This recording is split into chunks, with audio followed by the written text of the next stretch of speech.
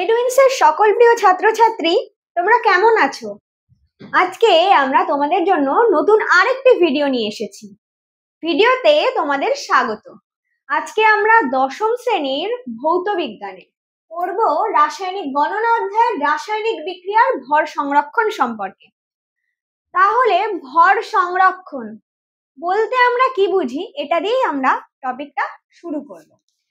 এইবার রাসায়নিক বিক্রিয়ার ভর সংরক্ষণ, তাহলে ভরের নিত্যতা সূত্র দিয়ে শুরু করব। অর্থাৎ কি, যে ভরের কখনো সৃষ্টি বা ধ্বংস হয় না।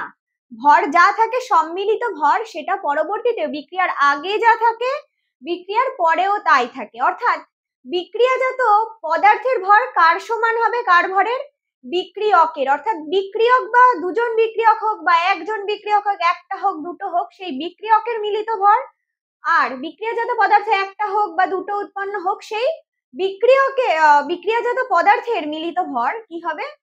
সেম হবে। অর্থাৎ ভর আলাদা হবে না। আমরা দেখি, যেমন ধরো আমি ধরছি এ একটা বিক্রিয়ক, এ এবং বি বিক্রিয়া করে তৈরি করছে সি এবং ডি। তাহলে আমি মনে করছি এ m1 ভর, এর ভর কত? m1, বি এর ভর কত? m2, আর উৎপন্ন হয়েছে কি m3 ভরের সি আর m4 ভরের ডি। তাহলে এই সূত্র অনুযায়ী কি হবে? m1 plus m2 is equal to m3 plus m4 হবে। অর্থাৎ বিক্রিয়ার শুরুতে যে ভর থাকবে বিক্রিয়া শেষেও ভর সেমই থাকবে। এটা হচ্ছে ভর সংরক্ষণ। এরপর আইনস্টাইন বলেছিল কি? আইনস্টাইন আপেক্ষিকতাবাদ তত্ত্ব দিয়েছিল। প্রথম দিকে লোকে ধারণা করত যে শক্তি এবং ভর দুটো আলাদা আলাদা সংরক্ষণ নীতিতে মেনে চলে, কিন্তু এই সূত্রটাকে সমন্বয় করেছেন কে? বিজ্ঞানী আইনস্টাইন। তিনি বলেছেন আপেক্ষিকতাবাদ তত্ত্ব। সেই তত্ত্বের মূল কথা কি হচ্ছে?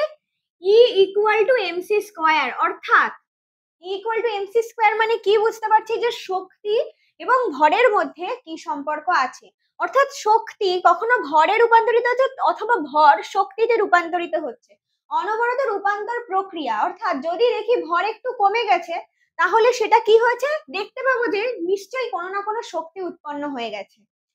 এটা হচ্ছে আপেক্ষিকতাবাদ তত্ত্ব। এবার এখান থেকে আমরা জেনে নিই যে ইকুয়াল টু mc স্কয়ারে টার্মগুলো কি কি আছে। এই যে ই মানে কি?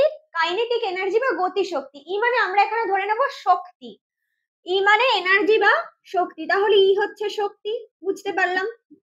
এম কি? এম হচ্ছে ভর, কোন পদার্থের ভর। এবার পদার্থের মধ্যে তিনটে স্টেট থাকে, গ্যাসীয় থাকে, তরল থাকে, কঠিন থাকে। তাহলে পদার্থ বললেই বুঝতে পারবো হয় বিক্রিয়ক বা বিক্রিয়াজাত পদার্থ যেটাই উৎপন্ন হচ্ছে হয় গ্যাসীয়, নয় তরল, নয় কঠিন। এক একটা বিক্রিয়ার ক্ষেত্রে এক এক রকম হয়।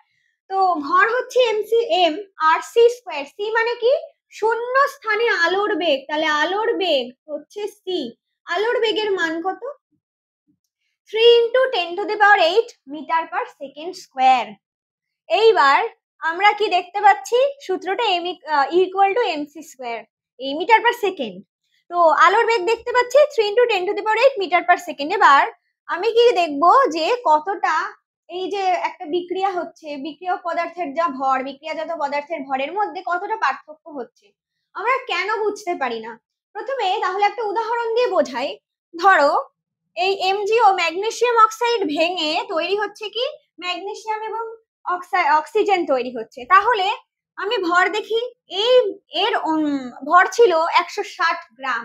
তারপর যে পদার্থগুলো তৈরি হয়েছে তার ভর 96 গ্রাম আর 64 গ্রাম, যোগ করে দেখো কত হয়? 160 হয়। তাহলে কি দেখতে পাচ্ছি যে ভর সংরক্ষণ নিয়ম মেনে চলছে, কিন্তু বাস্তবে কিছুটা ভর কম হয়। যেটা কে প্রমাণ করেছিল? আপেক্ষিকতাবাদ তত্ত্বে আইনস্টাইন সেটার ব্যাখ্যা করতে সক্ষম হয়েছিলেন যে কেন কম হচ্ছে। এইবার আমরা কেন বুঝতে পারি না যে কম হচ্ছে কি হচ্ছে না? কারণ আমরা এখানে বার করে দেখতে পারবো যে m ইকুয়াল টু কি আছে? E বাই সি স্কয়ার দিয়ে বার করলে কি দেখতে পারবো? E এর মান 1000 জুল আর সি এর মান তো আমরা জানি 3 into 10 to the power metre per সেকেন্ডের স্কয়ার। তাহলে কত বেরোচ্ছে এখানে? m বেরোচ্ছে 1.11 into 10 to the power minus 14 KG, বা গ্রামে বেরোলে হচ্ছে 1.11 into 10 to the power minus 11 গ্রাম। অর্থাৎ এই ভরের পরিবর্তন খুবই কম, এত কম যেটা ধরা যায় না। তাই জন্য এই ভরের যে হ্রাস এটা আমরা বুঝতে পারি না, এটাই বলেছে। তাহলে এইবার একটা ইম্পর্টেন্ট প্রশ্ন দেখে নেওয়া যাক, চলো। প্রশ্নটা হলো, ভর ও শক্তির সম্মিলিত নিত্যতা সূত্রটি কি? ভর ও শক্তির সম্মিলিত নিত্যতা সূত্র হলো, কোন রাসায়নিক বিক্রিয়ার আগে ও পরে পদার্থের ভর ও শক্তির মোট পরিমাণ সর্বদা সমান থাকে। তার ফলে কি হয়, মহাবিশ্বে ভর ও শক্তির মোট পরিমাণ ধ্রুবক ও অপরিবর্তনীয়। এটা বোঝা গেল। তাহলে এটাই হলো আমাদের আজকে রাসায়নিক বিক্রিয়ার ভর সংরক্ষণের আলোচনা। এটা তোমাদের যদি কোথাও বুঝতে অসুবিধা হয়ে থাকে তাহলে অবশ্যই কমেন্টের মাধ্যমে জানাবে, তার সলিউশন আমরা নিয়ে আসবো পরবর্তী ভিডিওতে। এছাড়াও ভিডিওটি তোমাদের কেমন লেগেছে সেটা জানাতে তোমরা ভুলবে না।